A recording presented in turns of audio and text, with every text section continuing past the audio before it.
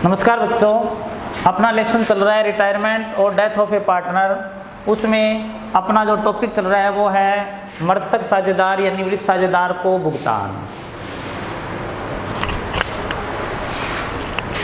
जिसमें अपने दो विधियां कर ली। नंबर 1 पे कर ली एक मुफ्त भुगतान और नंबर 2 पे थी किस्तों में भुगतान।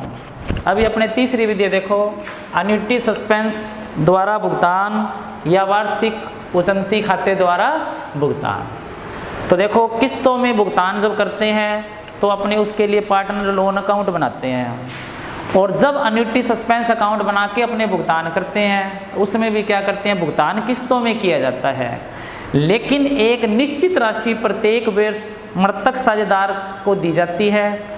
अगर मान लो साझेदार की बीच में मृत्यु हो जाती है, जैसे निवृत्त हो गया कोई साझेदार और 2 साल तक हमने उसको भुगतान कर दिया और तीसरे साल में उसकी मृत्यु हो गई। अगर मृत्यु होने के बाद तीसरे साल में क्या होगी, उसकी मृत्यु हो गई, और मृत्यु होने के बाद यदि उस खाते का शेष बच जाता है एन्युटी सस्पेंस अकाउंट का, तो उस शेष को क्या करते हैं, जो शेष साझेदार होते हैं जो फर्म के अंदर रह जाते हैं उसे अपने क्या करते हैं, लाभ हानि अनुपात में बांट देते हैं। उसे क्या करोगे, लाभ हानि अनुपात में बांट दोगे। कई बार ये होता है कि साझेदार की मृत्यु 2 साल के बजाय 5 सालों में होती है, तो इसमें फिक्स होता है कि पहले साल फिक्स करे जाते हैं कि हम पेमेंट करेंगे तो 10 साल तक करेंगे। मान लो मृत्यु 7 साल बाद हुई, तो 7 साल बाद मृत्यु होगी तो इस खाते का विपरीत शेष चला गया। विपरीत शेष यदि चला जाते नहीं, बैलेंस बचने के बजाय, बैलेंस तो बचा नहीं और हमें पेमेंट ज़्यादा करना पड़ा, पेमेंट तो फिक्स होता है वो करना ही पड़ता है, तो फिर इस खाते का जो शेष होएगा वो हमें P&L में ट्रांसफ़र करना पड़ेगा। कहने का मतलब, अगर एन्युटी सस्पेंस अकाउंट का शेष बच जाता है तब तो आपको क्या करना है, उसे शेष साझेदारों में लाभ हानि अनुपात में वितरित करना है। अगर इस खाते का शेष बचने के बजाय विपरीत शेष चला जाता है, कहने का मतलब बैलेंस तो क्या होता है, बैलेंस कम होता है और पेमेंट ज़्यादा हो जाती है। जब बैलेंस कम होता है और पेमेंट ज़्यादा हो जाती है तो उसमें क्या करते हैं कि आपको अंतर की राशि लाभ हानि खाते में ट्रांसफ़र करनी पड़ती है। हम क्या करते हैं, इन दोनों तरह से एक एग्जाम्पल करके देखते हैं और उसके बाद देखो अपने। सबसे पहले देखो, मान लो किसी फर्म में A और B, C 3 पार्टनर हैं जो लाभों को बराबर बराबर बांटते हैं। A, B, C क्या करते हैं, लाभों को बराबर बराबर बांटते हैं। C फर्म से निवृत्त होता है, C फर्म से निवृत्त हो गया और उसको जो कुल देय राशि थी, ये मान लो कुल देय राशि 60,000 रुपये है। कुल देय राशि कितनी है, 60,000 रुपये है, और ब्याज की जो रेट है, इंटरेस्ट रेट,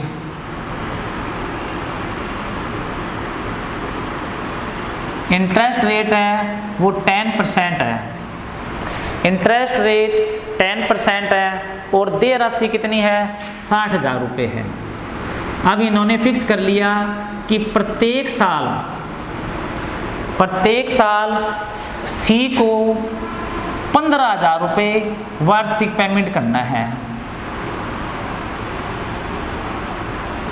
आपको क्या करना है, C को वो पेमेंट करना है, वो कितना करना है, 15,000 रुपये वार्षिक करना है।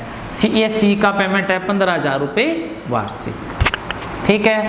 अब 15,000 रुपये वार्षिक पेमेंट करने के बाद 3 साल तक तो पेमेंट किया, और तीसरे वर्ष के अंत में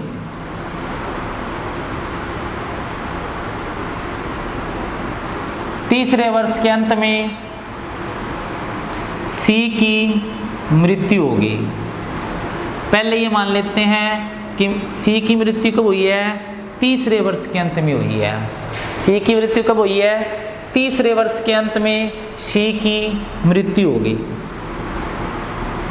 आपको एन्युटी सस्पेंस अकाउंट बनाना है, तो एन्युटी सस्पेंस अकाउंट इसमें किसका बनेगा, C का बनेगा, सीज एन्युटी सस्पेंस अकाउंट। जब सीज एन्युटी सस्पेंस अकाउंट बनाएंगे तो अगर इस खाते का शेष बचेगा तब तो उसे क्या करना है, उसे शेष साझेदार यानी A और B बच गए, A और B में लाभ हानि अनुपात में डिस्ट्रीब्यूट करना है।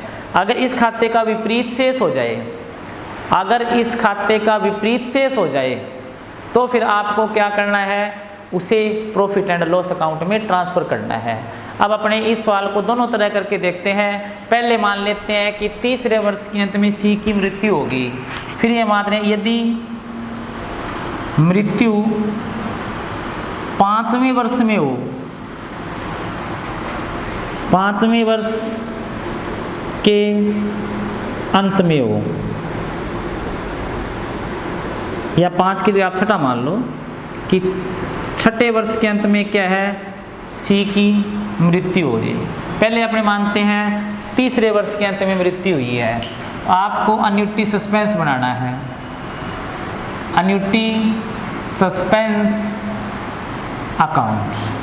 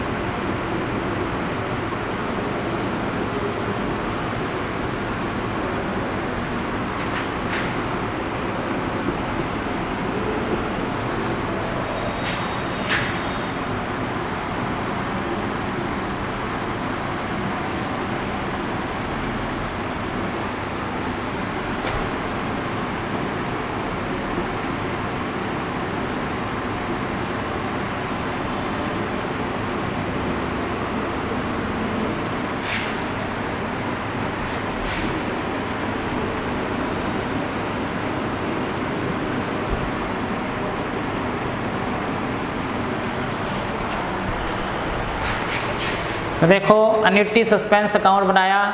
सबसे पहले आपको क्या करना है, जो सी को दे राशि है वो सी के अन्युटी सस्पेंस में ट्रांसफ़र करनी है। जैसे अपने पार्टनर लोन अकाउंट बनाते हैं तो कैपिटल अकाउंट को लोन में ट्रांसफ़र करते हैं। इसमें आपको क्या करना है, लोन में ट्रांसफ़र करने की बजाय अन्युटी सस्पेंस में ट्रांसफ़र करना है। तो अन्युटी सस्पेंस में ट्रांसफ़र करेंगे।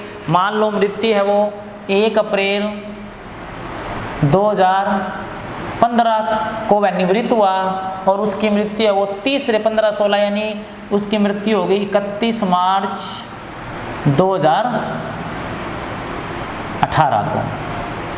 यानी पहला साल उसका समाप्त हो गया 31 मार्च 2016 को, फिर 31 मार्च 2017 को, फिर 31 मार्च 2018 को, और तीसरी वर्ष के अंत में मृत्यु हुई है। तो यानी उसकी मृत्यु है, यानी निवृत्त तो वो कब हुआ 1 अप्रैल 2015 को, और मृत्यु कब हुई उसकी 31 मार्च 2018 को। अब आपको सबसे पहले क्या करना है, जो अन्युटी जो कैपिटल का बैलेंस है वो कहाँ पे ट्रांसफ़र करना है, अन्युटी सस्पेंस में ट्रांसफ़र करना है। जब अन्युटी सस्पेंस में ट्रांसफ़र करोगे तो उसकी एंट्री क्या होगी, partner capital account debit to annuity suspense account. यानी क्या एंट्री होगी, partners capital account debit to annuity suspense account. तो सबसे पहले आपको क्या करना है, यहाँ पर 1 अप्रैल 2015 बाय पार्टनर्स कैपिटल। पार्टनर का मतलब किस पार्टनर का नाम आएगा जिसकी मृत्यु हो गई। तो मृत्यु इसमें किसकी हुई है, मृत्यु इसमें सी की हुई है। तो क्या लिखोगे, by C's capital account. By C's capital account कितने रुपए आएंगे, 60,000। अब इसमें क्या करना आपको, जो ब्याज की रेट है वो कितनी है, 10%। तो वही बात जैसे अपने लोन में क्या करते हैं, ब्याज लगाते हैं, उसी तरह आपको अन्युटी सस्पेंस पे ब्याज लगाना है, लेकिन लास्ट में उसे अलग से नहीं जोड़ना। किस्त की राशि आपको फिक्स बता दी कि 15,000 रुपये है। किस्त की राशि कितनी है? किस्त की राशि है वो 15,000 रुपये है। तो पहले देखो सी के कैपिटल में कितना ट्रांसफ़र किया हमने, सी के कैपिटल में 60,000 का ट्रांसफ़र कर दिया। अब क्या करना, आपको ब्याज लगाना है। तो ब्याज लगेगा जब पहले साल का एंड आएगा। तो पहले साल का एंड कब होएगा? 31 मार्च 2016 को, यानी 1 अप्रैल 2015 को जब उसने अवकाश ग्रहण किया तो मार्च को साल समाप्त होएगा। तो वो कब होएगा? 31 मार्च 2016 को। तो क्या करोगे, पहले अपने देखो कितनी किस्तों का ब्याज निकालना है? 3 किस्तों का। प्रथम किस्त का ब्याज, द्वितीय किस्त का ब्याज और तृतीय किस्त का ब्याज। तो पहली बार जब ब्याज लगेगा तो 60,000 रुपये लगेगा, क्योंकि कुल देय राशि कितनी है? 60,000 रुपये है। तो आपका ब्याज है वो 60,000 रुपये लगेगा। तो 60,000 का कितना परसेंट हो गया? 10%। तो 10/100 और अन्युटी बार नाम से पता चला वार्षिक उचंती खाता, तो इसमें पेमेंट है वो वार्षिक किया जाता है। वार्षिक किया जाए तो प्रथम किस्त का ब्याज कितना हो गया? 6,000 रुपये हो गया। प्रथम किस्त का ब्याज कितना हो गया? 6,000 रुपये हो गया। अब आपको ब्याज जब लगाते हैं तो एंट्री अपने करते हैं interest account debit to partner loan. इसमें क्या करोगे, पार्टनर लोन की जगह अन्युटी सस्पेंस लिखना है। एंट्री क्या बनी अपनी? Interest account debit to annuity suspense account, यानी कि एंट्री क्या बनेगी? Interest account debit to annuity suspense account. तो मार्च 31, 2016 बाय इंटरेस्ट। अब बाय इंटरेस्ट कितना हो गया? इंटरेस्ट है वो पहली किस्त में 6,000 रुपये है। इंटरेस्ट है वो पहली किस्त में क्या है? 6,000 रुपये है। टोटल आ गया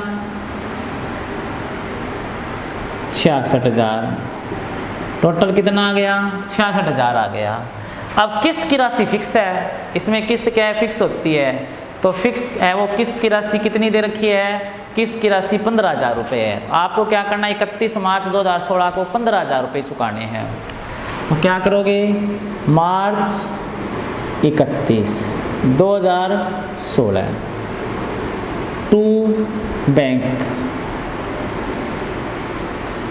टू बैंक कितना करेंगे? टू बैंक करेंगे और बैंक में कितने रुपए लिखेंगे? देखो 15,000 रुपये। कितना लिखोगे? 15,000 रुपये। अब शेष है वो क्या बचेगा? अपने पास बैलेंस बचेगा। और बैलेंस कब निकालोगे? 31 मार्च कोई 2016 को। तो 1 साल पूरा हो गया। 1 साल पूरा होने के बाद आपको बैलेंस निकालना है।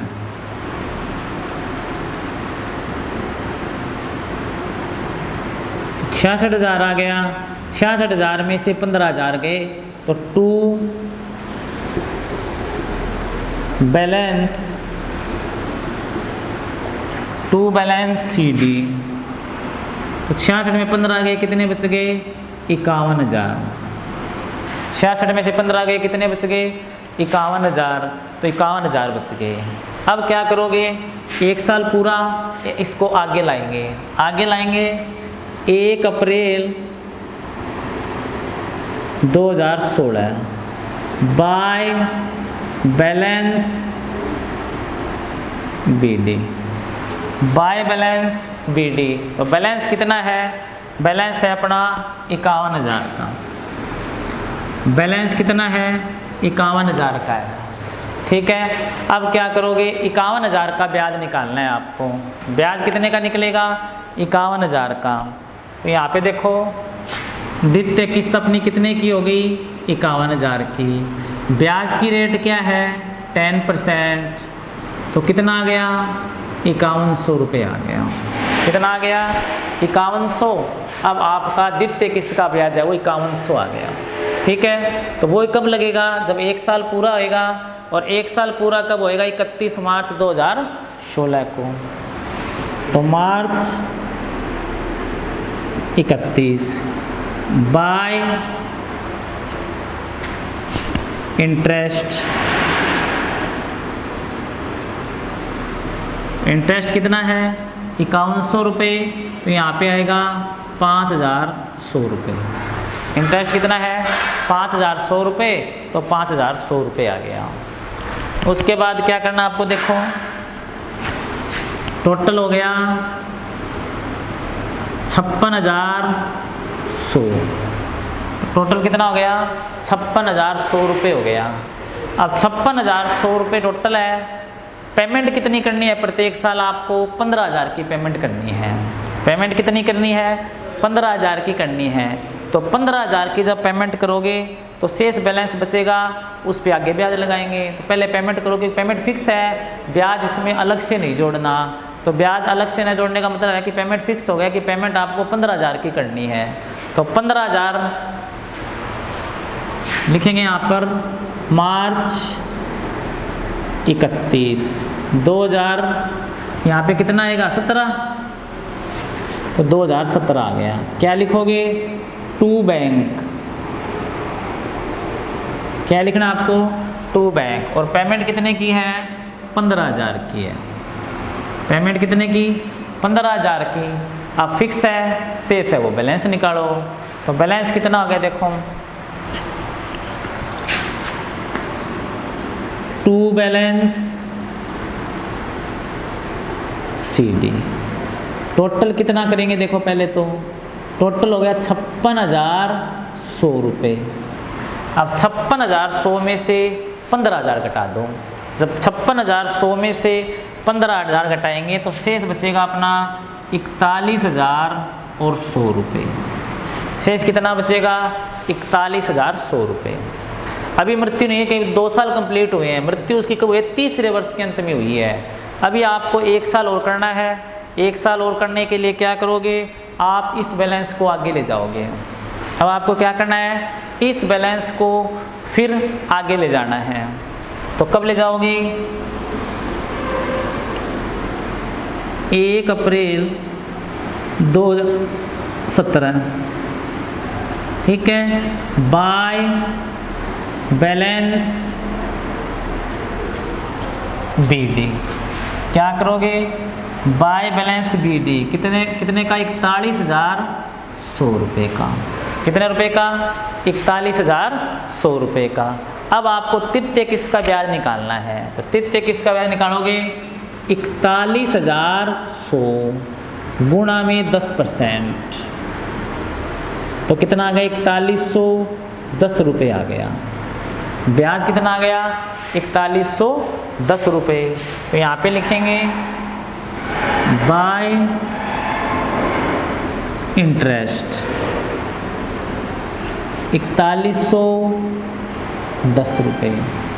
इंटरेस्ट कितना आ गया अपना? 4110 रुपये आ गया। अब क्या करना है आपको? देखो इसका टोटल लगाओ। इसका टोटल लगाएंगे 45,210। कितना आ गया? 45,210 आ गया। अब देखो इसका टोटल 45,200 आ गया, लेकिन पेमेंट हमें कितनी करनी है? पेमेंट हमें फिक्स है 15,000 की करनी है। और 3रे वर्ष के अंत का मतलब 3रे वर्ष का अंत तो आ गया। तो 3रे वर्ष का अंत आएगा, जब पेमेंट तो करना पड़ेगा, उसके बाद उसकी मृत्यु होएगी। यानी पेमेंट करने के बाद क्या है? उसकी मृत्यु होएगी। तो पहले क्या करना? आपको पेमेंट करना है। और पेमेंट कब करना है?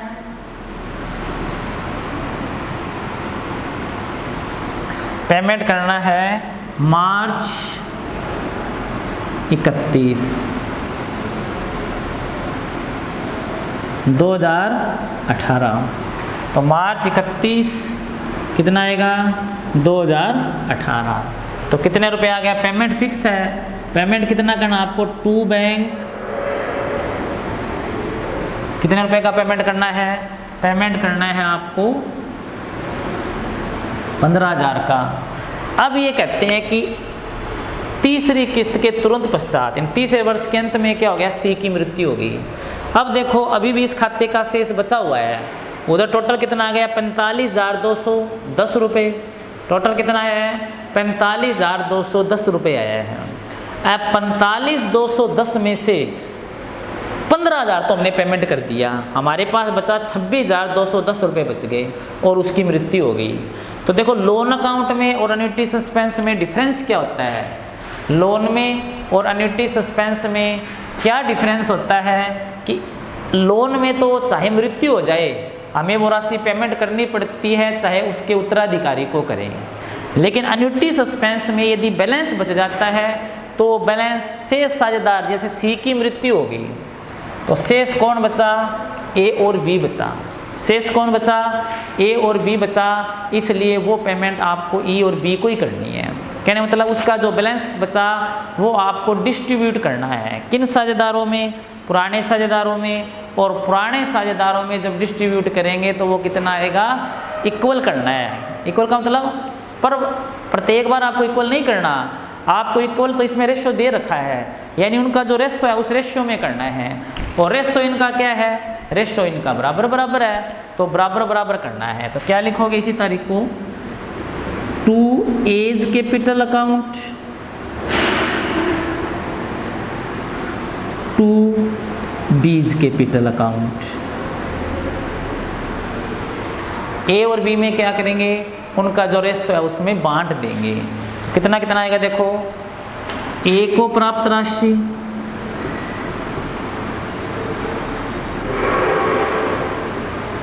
तो ए को प्राप्त राशि कितनी होगी, शेष कितना बचा अपना 26,210, इसका आधा 1/2, तो कितना बच गया 13,105। ए को तो कितना मिला 13,105, बी को कितना मिला, बी को प्राप्त राशि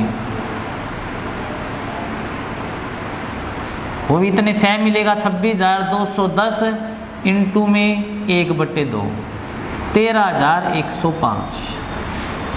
तो ए को मिला 13,105 और बी को भी कितना मिला 13,105, तो वो अमाउंट यहाँ पे आएगी 13,105 रुपये और 13,105 रुपये। ये कंप्लीट हो गया 45,210 रुपये। इस तरह से अपना बन गया एन्युटी सस्पेंस अकाउंट। यदि मृत्यु कब हो जाए, यदि मृत्यु तीसरे वर्ष के अंत में हो जाए। फिर चेक देखो कि ए बी विधि कौन सी अपनी, जब भुगतान कैसे करें, एन्युटी सस्पेंस अकाउंट बनाकर भुगतान किया जाए।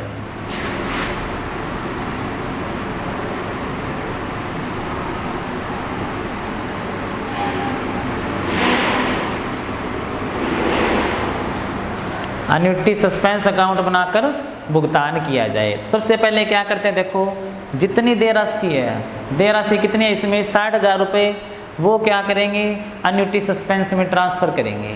जब एन्युटी सस्पेंस में ट्रांसफ़र करते हैं तो उसकी एंट्री क्या होती है, C's capital to annuity suspense. तो एन्युटी सस्पेंस में क्या लिख दिया, बाय सीज कैपिटल 60,000 रुपये। अब बाय सीज कैपिटल अपना 60,000 आ गया। सबसे पहले क्या करेंगे, ब्याज निकालेंगे। तो ब्याज देय राशि पर होता है, देय राशि कितनी है 60,000 है, 60,000 का 10% निकाला तो ब्याज कितना आ गया 6,000 आ गया। ब्याज कितना आ गया 6,000 आ गया। तो बाय सीज कैपिटल 6,000 आ गया, सॉरी बाय सीज कैपिटल 60 आ गया और बाय इंटरेस्ट 6 आ गया। टोटल कितना आ गया 66,000। पेमेंट इसमें फिक्स होता है, किस्त की राशि कितनी पेमेंट करनी है, किस्त इसमें फिक्स है कि 15,000 देने हैं। तो टू बैंक कितना किया 15,000 से कर दिया। शेष बैलेंस कितना बच गया 51,000। उस 51,000 के बैलेंस को आगे ले जाए। अब 51,000 के बैलेंस को आगे ले आए, 51,000 का ब्याज लगेगा क्योंकि देय राशि कितनी बच गई अपनी, देय राशि वो 51,000 बच गई। तो 51,000 का जब 10% लगाया तो वो कितना आ गया 5100 रुपये आ गया। तो 51,000 का 10% 5100, टोटल 5600। किस्त की राशि इसमें क्या है फिक्स है, किस्त कितनी देनी आपको 15,000। तो टू बैंक कर दिया 15,000। शेष अपना बैलेंस बच गया 41,100 रुपये। शेष बैलेंस बच गया 41,100 रुपये। इसको आगे लिया 41,100 को। अब हमारी देय राशि कितनी है 41,100 रुपये है। तो ब्याज किस पे लगेगा 41,100 रुपये पर लगेगा। 41,100 रुपये पर ब्याज लगेगा, तो कितना हुआ 4110 रुपये 10%। अब टोटल अमाउंट इसमें देनी कितनी हमें 15,000, क्योंकि तीसरी किस्त तो दे दी, उसके बाद मृत्यु हुई है, तो टू बैंक कितना आ गया 15,000 आ गया। अब उसके बाद क्या करना है, इस खाते का जो शेष बचे, अभी शेष बचा हुआ है, इस खाते के शेष को क्या करना है, आपको डिस्ट्रीब्यूट करना है शेष साझेदारों में लाभ हानि अनुपात में। और लाभ हानि अनुपात उनका क्या है, देखो सी चला गया तो शेष बचा ए और बी, ए और बी का लाभ हानि अनुपात है वो इक्वल इक्वल बराबर बराबर है, तो क्या करेंगे उसे बराबर बराबर डिस्ट्रीब्यूट कर देंगे। तो शेष बचा 26,210, जब आधा आधा बांटा बराबर बराबर तो 13,105 ए को मिला, 13,105 बी को मिला।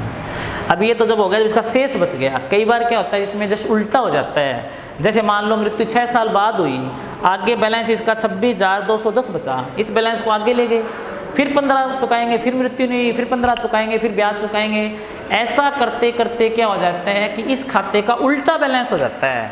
उल्टा बैलेंस का मतलब ये हो जाता है कि इधर ज़्यादा आने की बजाय इधर ज़्यादा आ जाने लग जाता है। तो उस समय क्या करते हैं, जब इधर की बजाय इधर ज़्यादा आएगा तो अंतर की पेमेंट तो करना ही पड़ेगा, क्योंकि पेमेंट तो पहले साल फिक्स होते हुए 10 साल तक करना है। अगर 10 साल से पहले मृत्यु हो गई जब, तो पार्टनर ने डिस्ट्रीब्यूट कर लिया, लेकिन ये ज़रूरी नहीं है कि उनकी मृत्यु 10 साल से पहले हो जाए पार्टनर की। अगर मान लो विपरीत शेष आना शुरू हो जाए, यानी डेबिट बैलेंस, अगर डेबिट साइड क्रेडिट की बजाय ज़्यादा आए, तो अंतर की राशि आपको प्रॉफिट एंड लॉस अकाउंट में ट्रांसफ़र करनी पड़ती है। अब ये मान के करते हैं अपने भी, यदि मान लो मृत्यु 6 साल बाद हुई है, तो आज तो हमने किया है कि मृत्यु 3 वर्ष के अंत में हुई, कल अपने करेंगे अगर मृत्यु 6 वर्ष के अंत में होती है तो सवाल कैसे होएगा, उसमें बैलेंस उल्टा चला जाएगा और उसे P&L में ट्रांसफ़र करेंगे। तो शायद आपको समझ में आ गया होगा।